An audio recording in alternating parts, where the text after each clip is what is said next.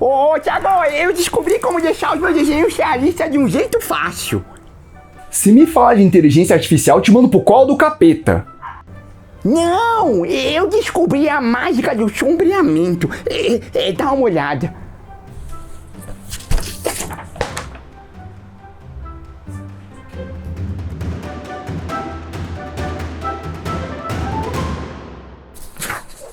De Pininho, não é só porque você pintou o seu desenho de cinza que ele ficou realista.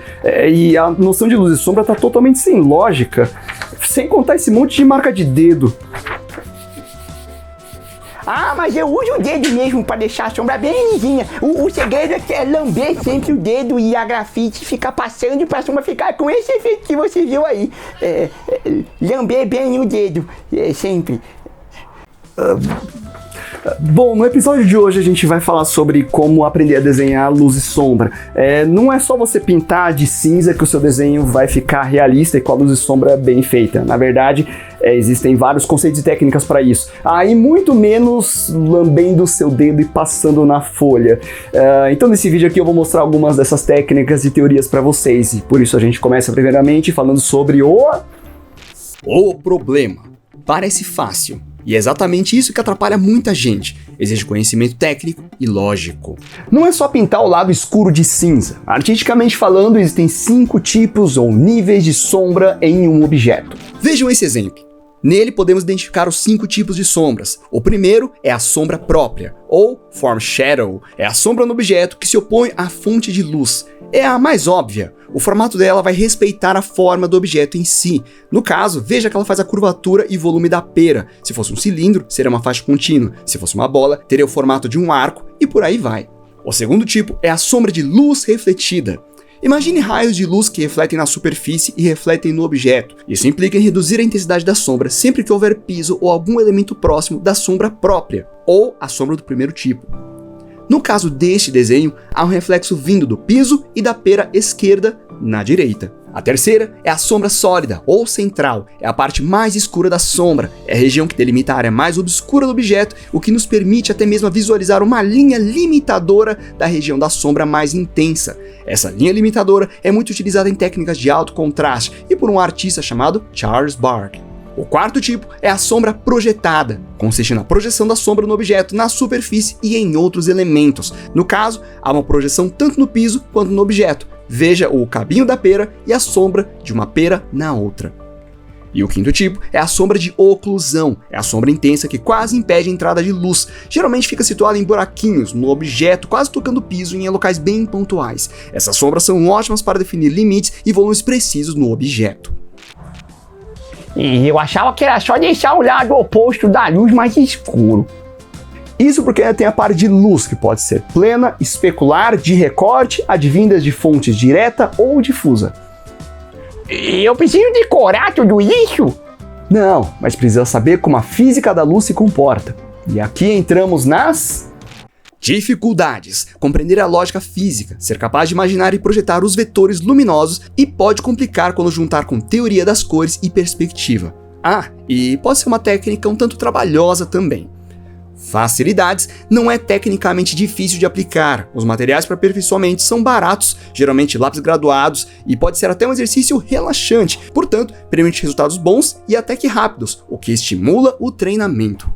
Eu gosto de ensinar técnicas de sombreamento utilizando lápis graduados. O interessante é que esse lápis ele não é caro, você pode pegar um 6B avulso, um 6B, 4B ou até pegar esses estojos, que tem vários deles, sempre a graduação B, quanto maior B, mais ele é escuro e permite nessa transição.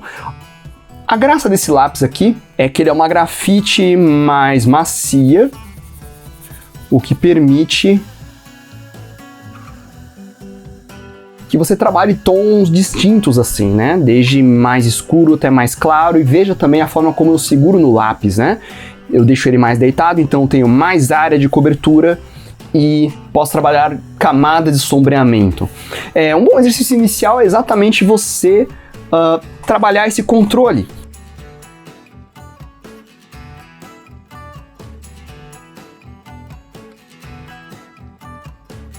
Aqui eu fiz um cinza praticamente homogêneo, né? Tentando deixar mais claro aqui, mas veja quando você passa o sombreamento fazendo em um sentido, no vai e vem, eu ainda consigo ver as linhas marcadas. O segredo está em você vir com uma segunda camada em uma direção diferente.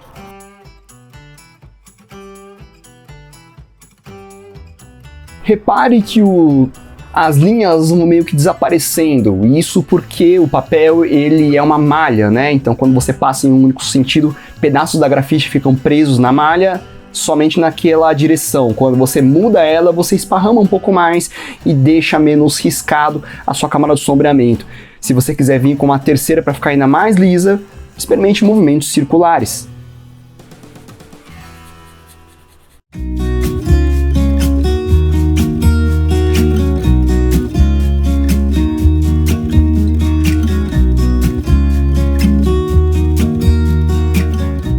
Com esse tipo de lápis, se você quiser o preto total, você segura ele na ponta e pode pressioná-lo sem medo, de forma que você consegue criar barrinhas de degradês perfeitos.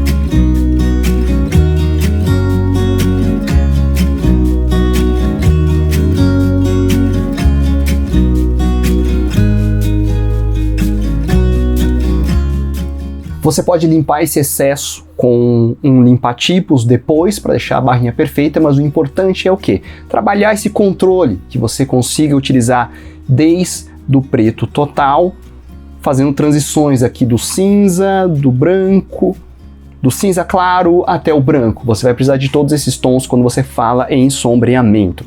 Embora pareça uma coisa muito simples, é um ótimo começo para você se acostumar com as diferentes intensidades do sombreamento. E no início a gente pensa no cinza tudo igual, né? Como se fosse uma coisa só, e veja quantas possibilidades nós temos aqui e o quanto isso pode influenciar num desenho.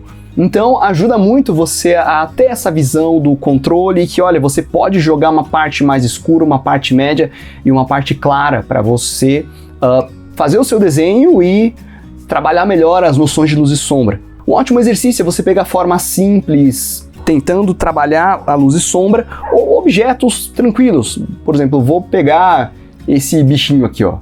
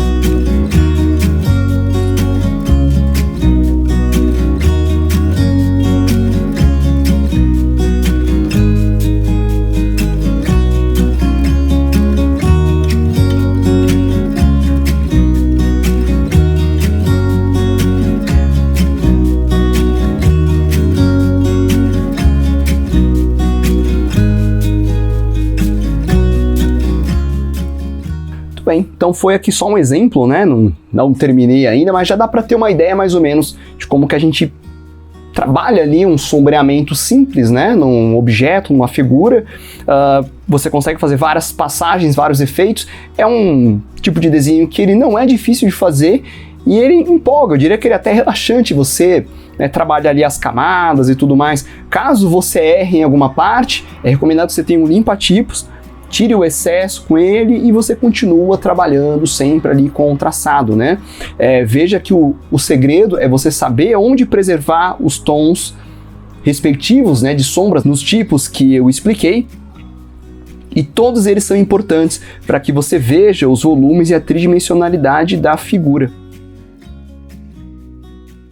O caminho. Conhece o treinamento com barrinhas para se acostumar com o controle, peso da mão e aplicar contrastes. Conseguir fazer um degradê perfeito é um ótimo começo. Em seguida, vá para objetos simples, desenhando sempre a mão livre. Você sentirá que está começando a dar tridimensionalidade nos seus desenhos. Isso vai te dar confiança e permitirá ir para os próximos passos mais complexos.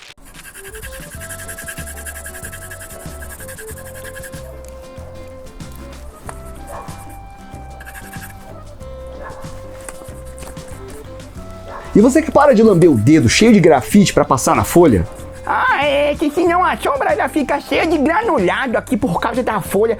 Se eu faço desse jeito, aí ela fica bem mais lisinha. Tá, porque lápis graduado tem chumbo, que é tóxico e acumulativo.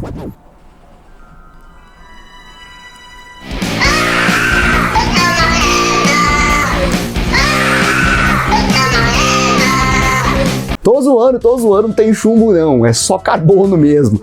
Mas ao invés de ficar lambendo o dedo, passar na folha, não é melhor usar um esfuminho? O esfuminho é isso aqui, tá? É basicamente um papel enrolado que você utiliza para esmaer seu traço.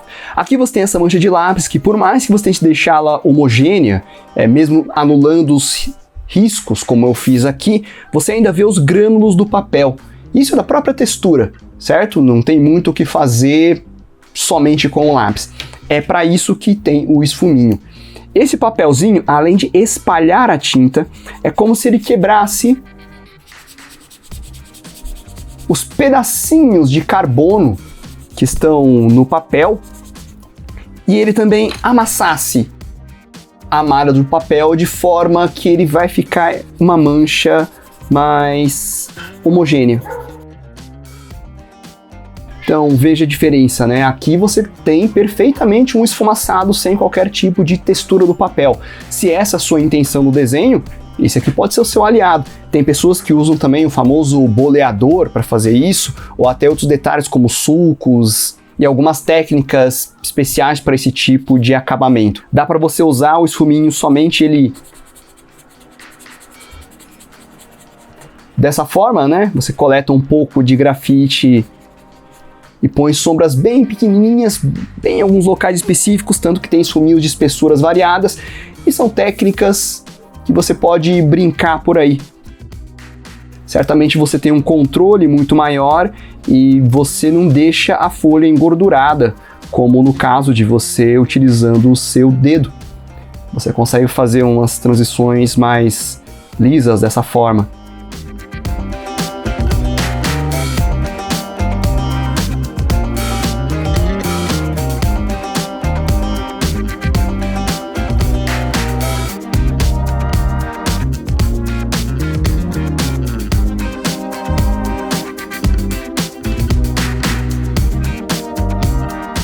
Treinos recomendados em 3 etapas. Etapa 1. Desenhar forma simples, objetos com luz bem definida e desenho de observação. Experimente colocar um abajur em objetos simples e tentar desenhá-los, identificando os 5 tipos de sombras que eu citei. Etapa 2. Representar texturas diversas para aplicar em natureza e animais. Treinos de rachuras a lápis também são válidos nesta etapa.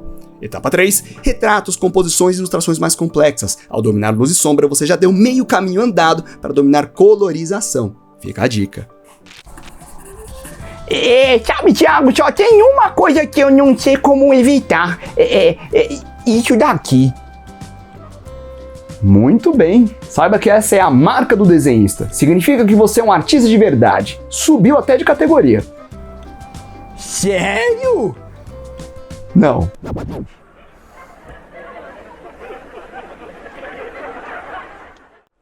Mas se você quiser evitar o rastro de grafite e sujeira na folha por conta do dedo, você pode providenciar ou uma luvinha ou colocar um pedacinho de papel para apoiar o seu dedo em cima. Assim você evita engordurar a folha ou deixar a impressão digital aí pelo seu desenho inteiro. Mas por outro lado também é legal ali ter a mão suja de material, de grafite, ou às vezes de tinta, porque, não sei, pelo menos dá uma sensação ali que a gente está realmente fazendo arte do modo raiz. E esse foi o episódio de hoje, eu espero que você tenha gostado, não esquece de like, comentário, escreve o que você achou, compartilhe também com quem você gostar e quem achar que vai se interessar por esse conteúdo, e a gente continua nessa série no próximo episódio abordando os principais assuntos sobre como aprender a desenhar com um tópico aí que é fundamental no desenvolvimento do desenhista. Até a próxima e é isso aí, estamos conversados. Por enquanto.